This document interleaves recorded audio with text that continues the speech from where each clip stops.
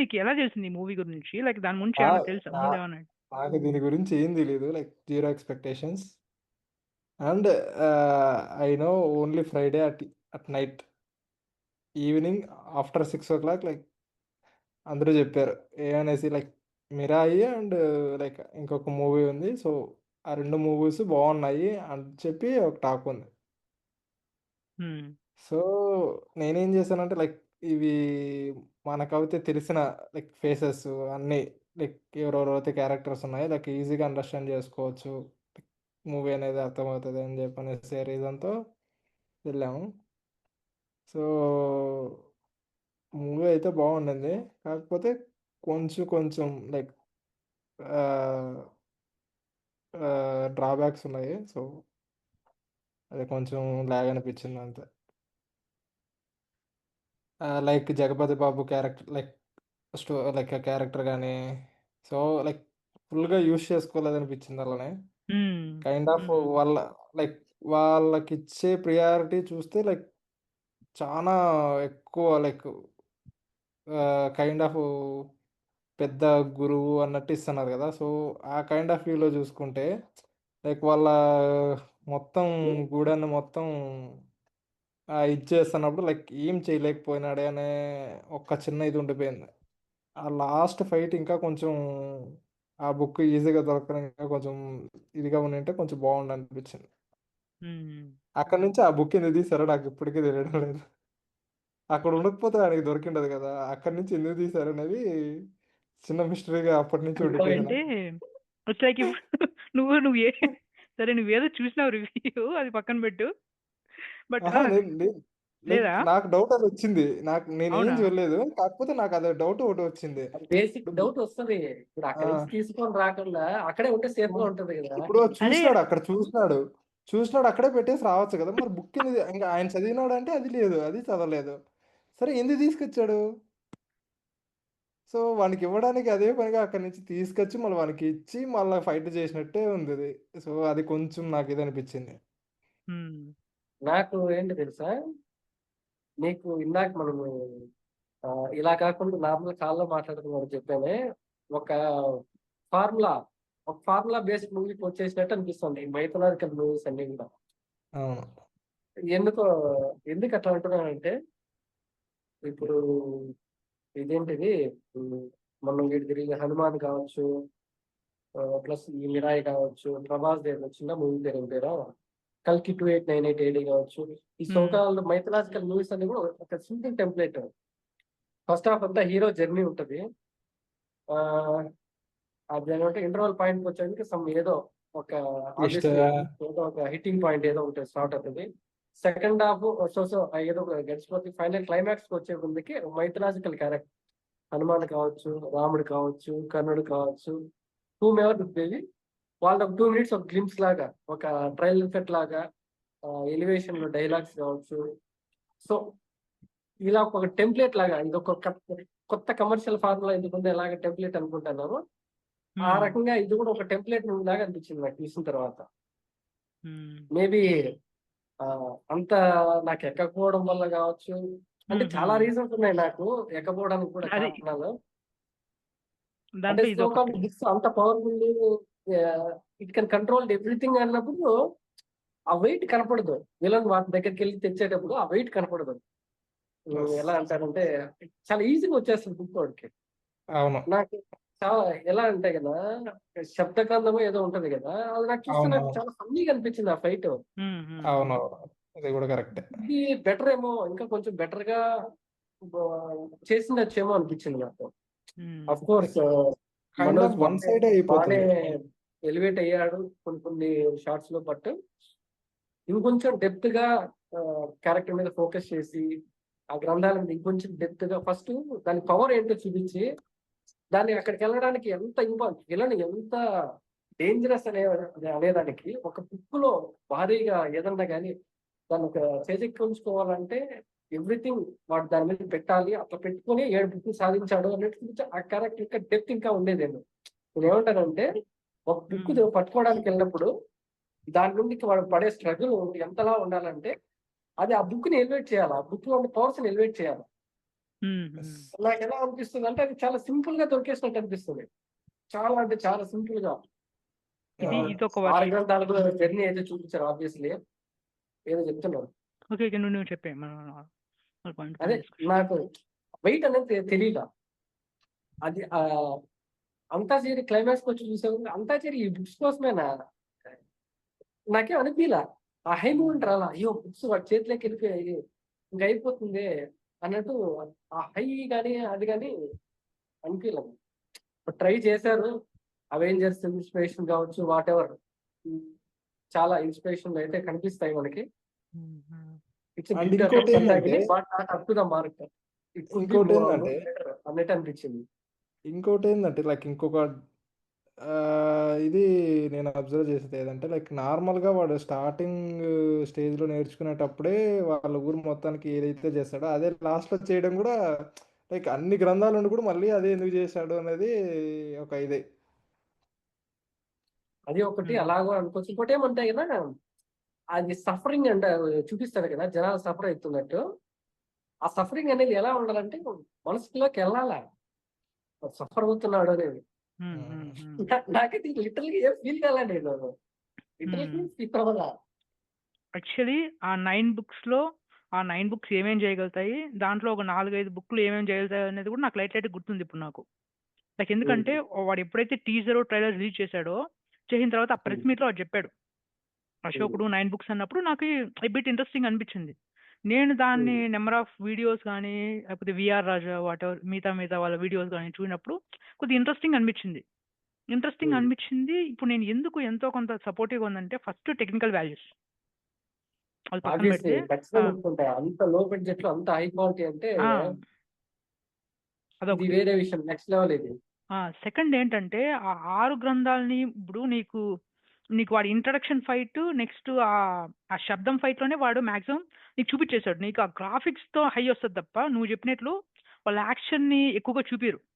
Like ఇప్పుడు ఇది వాడు ఇట్లా ఎత్తుకుంటాడు చూడు, కత్తి ఎత్తుకునేది కానీ లేకపోతే ఒక షీల్డ్ తయారు చేసి రమ్మని తిరుగుతుంటుంది ముద్దర్లాగా శబ్దాల ఫైట్ లో. సో ఆ హై వస్తుంది తప్ప నువ్వు చెప్పినట్లు లైక్ వీడు విజువల్ ఎఫెక్ట్స్ వాళ్ళ ఎఫర్ట్స్ కనిపిస్తాయి తప్ప నీకు స్టోరీ పరంగా ఈజీగా దొరకడం అవన్నీ లూప్స్ ఉన్నాయని నేను యాక్సెప్ట్ చేస్తాది. బట్ స్టిల్ ఏమంటే ఆ టెక్నికల్ వాల్యూస్కి దానికి బట్ స్టోరీ నువ్వు ఆ 9 బుక్స్ గురించి కానీ తెలుసుకున్నావు అనుకో ఏమేం బుక్స్ ఏమేమి చేయగలుగుతాయి అనేది వీడు ఇంకా ఇన్ డీటెయిల్గా చెప్పలేదు కానీ ఈ సినిమాలో నువ్వు సపరేట్గా తెలుసుకుంటే ఆ కిక్ నువ్వు ఫీల్ అవ్వగలుగుతావు మూవీలో. అది నీకు సింపుల్ గా చెప్పాను నాకు ఎలా ఉందంటే జస్ట్ లైక్ స్టోరీస్ ఉంటాయి కదా అవెంజర్స్ లో తేడా ఉంది నాకు అర్థం కదా. ఆబ్వియస్లీ ఇన్సూరెన్స్ ఎత్తుకుంటే సేమ్ పవర్స్ అఫ్ కోర్స్ దాన్ని అన్ని బుక్స్ కానీ వాడి ఇచ్చేసాడంటే అమరత్వం వస్తుంది, దేవుడితో సమానమైన పవర్స్ వస్తాయి. Okay I got it. But నాకు స్క్రీన్ మీద ఆన్ స్క్రీన్ నేను చూసినప్పుడు నాకు ఆ ఫీల్ కాలేదు. ఒక నార్మల్ ఆడియన్స్ నువ్వేంటి ఒక నువ్వు రెగ్యులర్ గా ఫాలో అవుతున్నావు నీకు ఎక్కింది. బట్ నేనేంటంటే సినిమా చూసినప్పుడు నార్మల్ ఆడియన్స్ కి ఎక్కడ నచ్చుతుంది వాడికి స్క్రీన్ పైన అది 70mm ఏదో సైజ్ అంటారు కదా ఆ స్క్రీన్ పైన వాడికి ఎలా అనిపించింది చూసినప్పుడు. అలా నాకు అది అంటే ఎక్కలేదు. అఫ్ కోర్స్ టెక్నికల్ వాల్యూస్ బాగున్నాయి, గ్రాఫిక్స్ బాగున్నాయి, they did a lot of work and it took lot time to build something like this movie. నాకు అర్థం అవుతుంది. బట్ ఓకే వీళ్ళు టెక్నికాలిటీ మీద చేసినంత ఫోకస్ స్టోరీ మీద బిల్డ్ కానీ లేకపోతే కొన్ని క్యారెక్టర్స్ వెయిట్ పెంచడం కొంచెం ట్రై చేసింటే బాగుండేదేమో. ఎందుకంటే మనం పాన్ ఇండియా మూవీ ఎగ్జైట్ వెళ్తున్నాం ఆబ్వియస్లీ తెలుసు వాళ్ళకి ప్రొడక్షన్ స్టార్ట్ చేసినప్పటికే కొన్ని హాఫ్ బేక్ లాగా అనిపించినాయి కొన్ని సీన్స్ కానీ కొన్ని క్యారెక్టర్స్ కానీ ఇంకొంచెం డెప్త్ ఉంటే బాగుండేది. నేనేంటంటే నేను ఇంకా ఎక్కువ ఎక్స్పెక్ట్ చేసిన ఎక్స్పెక్ట్ కాదు ఎక్కువ మాకు ఏమంటారు ఎలా వర్ణించాలి నాకు అర్థం కావట్లా. ఎక్కువ ఇన్పుట్ ఇవ్వండి అంటున్నా. నాకు స్క్రీన్ మీద చూసే టైంకి నాకు ఆ ఫీల్ తీసుకురండి, నన్ను సీట్ ఎగ్జిట్ ఇట్లా కూర్చోబెట్టండి. ఓకే ఓకే ఓకే ఓకే ఇక్కడ నువ్వు అవెంజర్స్ లైక్ నాకు ఇంకోటి చెప్తాను. నాకు ఇంకోటి ఆ పోలీస్ క్యారెక్టర్ ఎందుకుందో నాకు తెలియదు. టైమింగ్ కోసం పోలీస్ క్యారెక్టర్ ఎవరు చేశారు చెప్పు, నీకు ఎవరు చెప్పు చూద్దాం. ఏంటి పోలీస్ క్యారెక్టర్ చేసింది ఎవరు చెప్పు భయపడేది. భయపడే క్యారెక్టర్ వాడిని ఎక్కడ చూసాను నాకు ఐడో గుర్తు రావట్లేదు. బట్ ఇంకోటి సిఐ క్యారెక్టర్ అయితే వెంకటేష్ మహా ఐ నో శ్రవంతి రవికిషోర్ ఎవరు. డైరెక్టర్ రా. హలో గురు ప్రేమ కోసమే ఉన్నది ఒకటే జిందగీ. ఓకే, నాకు తెలుసు. ఓకే, నాకు ఇప్పుడు అర్థమైంది కిషోర్. ఆ, అదే ఫెమిలియర్, నాకు ఫేస్ చాలా ఫెమిలియర్ గా అనిపిస్తుంది, ఉమ్, కొద్దిగా సన్నబడ్డ కనిపిస్తుంది. బట్ ఎందుకు అది అనవసరం కదా నీకు అనిపించింది ఆ సీన్ లో తీసేసి కొంచెం ఆ వరల్డ్ బిల్డింగ్ అనేది కానీ ఇంకొంచెం ఎక్కువ ఫోకస్ చేయవచ్చు కదా. ఈ క్యారెక్టర్ ఇంత అవసరం లేదు కదా. నాకు అర్థమైంది ఏంటి, సైన్స్ చూస్తున్నావు, సైన్స్ ప్లస్ ఏంటంటే కానీ ఈ సోకాలు శక్తులు ఉన్నాయి కదా, మన సనాతన ధర్మం, సనాతన ఈ శక్తులను రెండు మిక్స్ చేసి ఒక కొత్త ప్రోడక్ట్ ని మాకు చూపించాలని అనుకుంటాను. దాంట్లో అది కూడా ఏంటి, దట్టు ఇన్ రియల్ వరల్డ్ అన్నిట్లో పోలీస్ కానీ ఇంకోటి దీని ఏమో ఒక రియల్ వరల్డ్ లో ఎలా జరిగితే అవుతుంది. బట్ ఏమంటే దానివల్ల స్టోరీ డివేట్ అయిపోతుంది. ఆ డెప్త్ నాకు అనిపించలేదు అని చెప్తున్నాను. నీకు ఇంకొక విషయం చెప్పానా, నాకు మనోజ్ క్యారెక్టర్ కంటే మనోజ్ దగ్గర వాడి అసిస్టెంట్ ఉంటారు కదా, ఆ అమ్మాయి క్యారెక్టర్ చాలా డెప్త్ ఉన్నట్టు అనిపించింది నాకు. కరెక్ట్. నిజంగా మనోజ్ ఇంటరాక్షన్ ఫైట్ కంటే, మనోజ్ ఫైటింగ్ సీన్స్ కంటే ఆ అమ్మాయి ఫస్ట్ ఫైట్ ఉంటుంది పోలీస్ స్టేషన్ దగ్గర, హైలైట్ ఎలివేషన్ తెలుసా. నాకు పల్లె అనిపించింది సక్క అంటే మనం చాలాసేపు చూసాము ఆ సీన్. అందరిని ఒకసారిగా వేసుకుంటూ వచ్చి సక్క నిలబడుకునేది. బట్ అది చాలా హై ఇచ్చింది నాకు. మనోజ్ ఇంట్రడక్షన్ కంటే, హీరో ఇంట్రడక్షన్ కంటే, ఈవెన్ క్లైమాక్స్ ఫైట్ కంటే నాకు అది చాలా జస్ట్ ఇది 10 seconds 20 seconds ఉంటుంది అంతే ఆ సీన్. బట్ చాలా ఎలివేషన్ ఇచ్చారు అమ్మాయికి. అదే నేను అంటాను, హీస్ సో డేంజరస్ అనేది నాకు ఫీల్ తెప్పించాడు. ఇక్కడ అది నేను చెప్పడం అమ్మాయి మేకోవర్ కానీ వాటెవర్. ఓకే, ఇక్కడ ఫస్ట్ పాయింట్ ఏంటంటే నువ్వు అవెంజర్స్ కైండ్ ఆఫ్ మూవీతో ఏదో ఒక మూల కంపేర్ చేసావు కదా స్టార్టింగ్ లో. నీకు అక్కడ ఏమంటే ఇప్పుడు నీకు అవెంజర్స్ ఇన్ఫినిటీ వార్ ఎత్తుకుంటే ఎగ్జాంపుల్ చెప్తాను, నీకు పవర్ స్టోన్ మనకు ఆల్రెడీ ఉంటది. పవర్ స్టోన్ ఉంటది, నీకు ఆ పవర్ స్టోన్ అనేది నీకు వాల్యూమ్ 1 లో చూపిస్తారు. Guardians of the Galaxy volume 1 లో నీకు చూపిస్తారు పవర్ స్టోన్ దాని పవర్ ఏంటి అనేసి. సో నువ్వు అవి చూసి ఫాలో అయింటావు కాబట్టి నువ్వు దాన్ని ఫీల్ అవ్వగలుగుతావు, నెక్స్ట్ ఆ పవర్ ఉందంటే ఏం చేయగలుగుతాడని. మళ్ళీ ఇంకా 2 పవర్లు, రియాలిటీ స్టోను, మిగతా స్టోన్ల పవర్లన్నీ వాని హోమ్ టౌన్ ఉంటుంది, సరే హోమ్ ప్లానెట్ ఉంటుంది, దాంట్లో చూపిస్తాడు. ఎందుకు, ఆ బడ్జెట్స్ అవన్నీ ఉంటాయి కాబట్టి వాడు ఒకసారిగా ఇట్లా దాన్ని అంటానే ముందు ఎలా ఉంది ఇప్పుడు ఎలా ఉంది మొత్తం మార్చేస్తుంది, ఆ రియాలిటీ స్టోన్ అంతా చూపిస్తుంది. సో నువ్వు దాన్ని ఫీల్ అవ్వగలిగినావు. ఇక్కడ నువ్వు చెప్పినట్టు వాడంత బడ్జెట్ పెట్టలా ఫస్ట్ పాయింట్, నీకు అంత లెంత్ లేదు. ఇంకొకటి ఏమంటే ఇది ఇండియన్ సినిమా అన్నప్పుడు అది కాక ఎంతో కొంత నీకు ఇప్పుడు గెలాక్సీ వాల్యూమ్ 1 వాల్యూమ్ 2 సినిమాని డిఫెండ్ చేస్తున్నావా, నీ ఒపీనియన్ చెప్తున్నావా? నేను డిఫెండ్ చేస్తాను. లైక్ ఎందుకంటే ఒక ఒపీనియన్ ని డిఫెండ్ చేసినప్పుడే ఒక ఇంట్రెస్ట్ వస్తుంది, ఇంకో పర్స్పెక్టివ్స్ మారుతాయి, చూడడానికి వాళ్ళకి బాగుంటది. నేను ముగ్గురు ఒకటే అలా వినాం అనుకో, they will get bored. But must ఉండాలి, నీకు అర్థం కావట్లా. లైఫ్ అన్నా అంటే ఎందుకు నెగిటివిటీ అనుకోవచ్చు తప్ప ఒక డిస్కషన్ లో ఎప్పుడు ఆ డిస్కషన్ పాయింట్ ఉండాలి. సినిమా గురించి డిస్కస్ చేయదు, డిఫెండ్ చేయొద్దు, సినిమా గురించి సినిమాలో ఇది ఉన్నాయని చెప్పుకుంటా. అంటే నాకు అది నచ్చినాయిరా. ఇప్పుడు డిఫెండ్ అంటే నాకు నచ్చినాయి కదా, అందుకని నువ్వు అనేదానికి నాకు ఈ పాయింట్స్ ఎక్కలేదంటే నేమంటానంటే అంత స్క్రీన్ టైం లేదు ఫస్ట్. ఇంకొకటి డెఫినెట్లీ ఇప్పుడు నీకు కామెడీ అనేది ఇంకా ఆబ్వియస్, కొంతమంది ఎక్స్పెక్ట్ చేస్తారు, ఇంక నువ్వు అది కూడా లేదు వద్దు అంటే మొత్తం స్టోరీ లేకే అంటే. నీకు ఒక్క ఎగ్జాంపుల్ చెప్తా, టైం అనేది అసలు కన్స్టెంట్ కాదు. నీకు ఎగ్జాంపుల్ ఎలా చెప్తానంటే, క్రిస్టోఫర్ నోలన్ మూవీస్ చూసావా? ఇన్సెప్షన్ మూవీ చూసావా? 100 సార్లు కాదు 20 సార్లు 30 సార్లు చూసింటాను. అదే నేను ఎందుకు ఆ మూవీనే చెప్పానంటే, నీకు ఆ సినిమా చాలా నచ్చుతుంది, నీ వన్ ఆఫ్ యువర్ ఫేవరెట్ అని నేను అనుకుంటున్నా. అవునవునవును. అంటే హీరోయిన్ క్యారెక్టర్ ఎంతసేపు ఉంటుందిరా?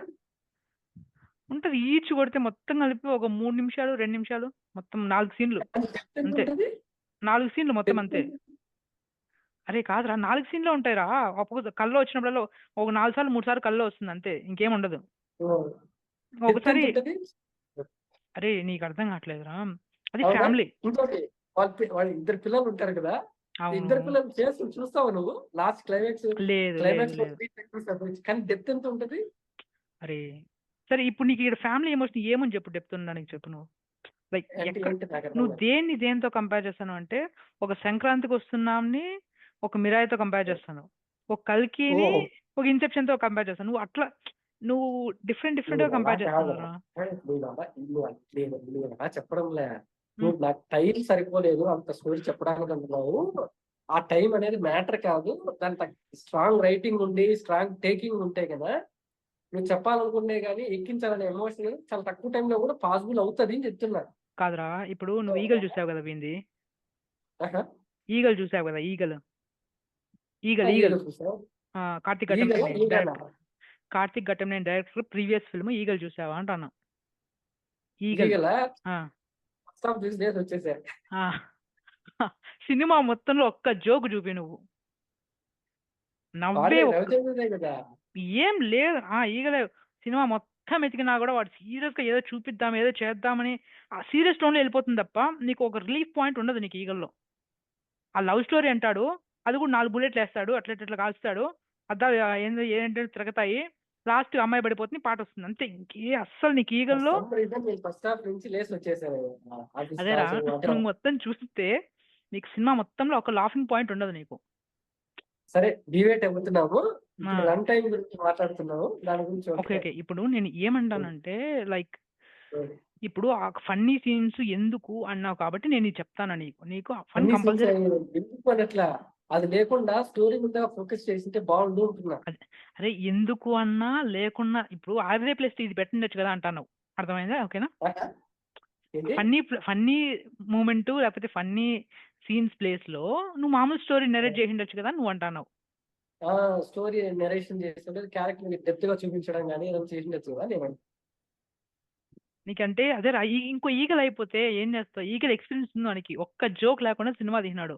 అంత స్టిఫ్ క్యారెక్టర్ల మీద పోతా ఉంటుంది, వాడు ముందర పోవడం వెనకాల పోవడము, వాడు షూటర్ వాడు పెద్దది అనేసి.